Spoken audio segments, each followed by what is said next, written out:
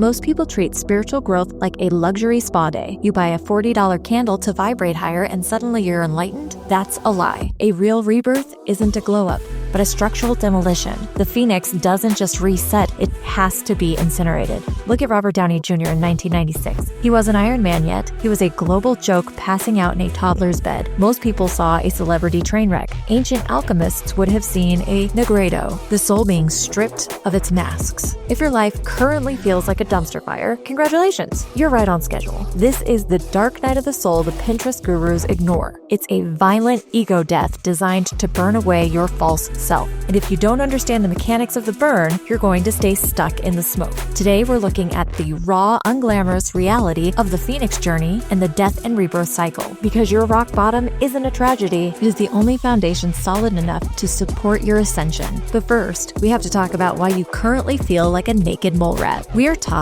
that spiritual growth is a gentle process. You buy a crystal and your life suddenly gets filtered. Crystal, fix me.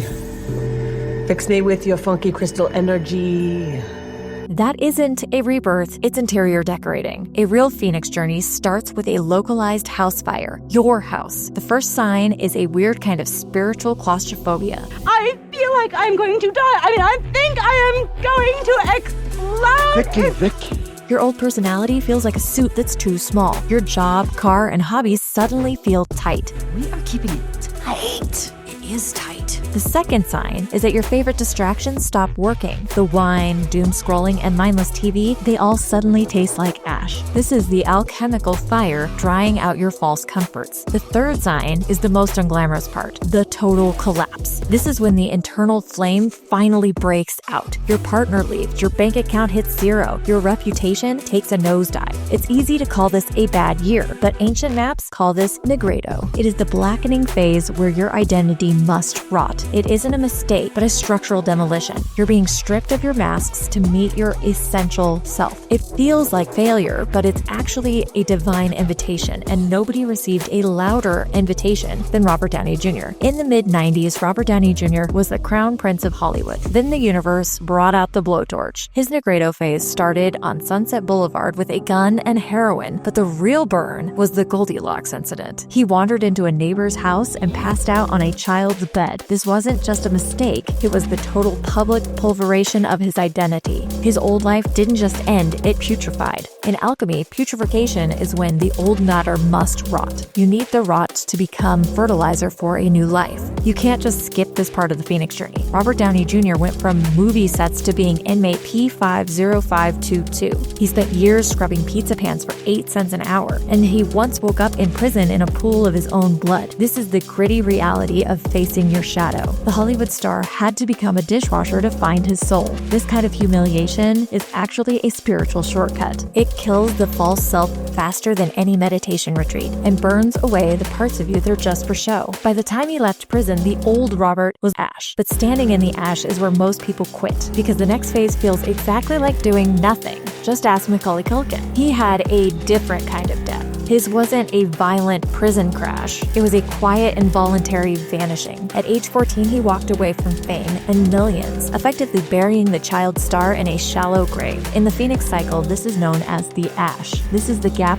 between who you were and who you are. Your old house has burned down, but your new one hasn't even been designed yet. You're just sitting there in the dirt with a handful of soot. Culkin called this his perpetual retirement. He spent a decade feeding fish and walking dogs in New York. The world looked at him and saw a failure, but in reality, he was navigating the belly of the whale. This is a spiritual mechanism of forced isolation. It's the void where your soul escapes the hamster wheel. The ash phase is the hardest part for the modern person. Our culture is obsessed with hustle and constant progress. We want to manifest a glow up by next Tuesday, but the alchemical fire needs time to stop smoking. Ancient mystics called this state aridides. It feels like a spiritual drought. Your old passions are dead, but your new goals haven't shown up yet. You feel like you're doing absolutely nothing, but this nothing is where the ego death finishes the job. It is the silence between two musical notes. Without that silence, the music is just noise. Culkin had to unlearn being a global idol. He had to become a sovereign individual on his own terms. This phase isn't about being lazy. It is about unselfing, the process of letting the old self fully decompose. Most people panic during this stage. They try to grab half-burnt wood and glue it back together, rushing back to the same toxic job or relationship and try and relight a fire that has already done its work. Don't do that. Let the ash be ash. You have to stay in the mud until the new you sprouts. And when you finally start to move again, it won't be graceful because the rising phase is actually quite embarrassing. The rising is usually drawn as a majestic bird flying away into the sunset. In reality, it looks more like a baby deer on ice or a naked mole rat trying to take its first steps. You've survived the fire, but you don't have a thick skin yet. Actually, you don't have any skin at all. This is the phase of extreme vulnerability. Everything is loud and bright. You've lost your old ego defenses. Lying to yourself now feels like an allergic reaction, and pretending to enjoy small talk is physically painful. This sensitivity is actually your new superpower. You are finally skinless and tuned into the truth. You might find yourself crying at an iPhone commercial.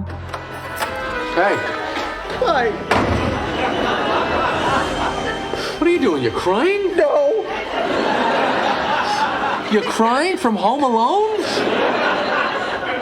The old man got to me. All right. That's just the alchemical elixir being born. When Robert Downey Jr. returned to the world in 2003, he wasn't the arrogant hothead anymore. He was a man who had integrated his wounds and built a new heart in a dark cave. He traded his old masks for terrifying sovereignty. This is the final purpose of the cycle. You are a new species with its own adaptations. You stop trying to patch up the old house because you realize you are actually the ground it stood on, and that ground is finally solid.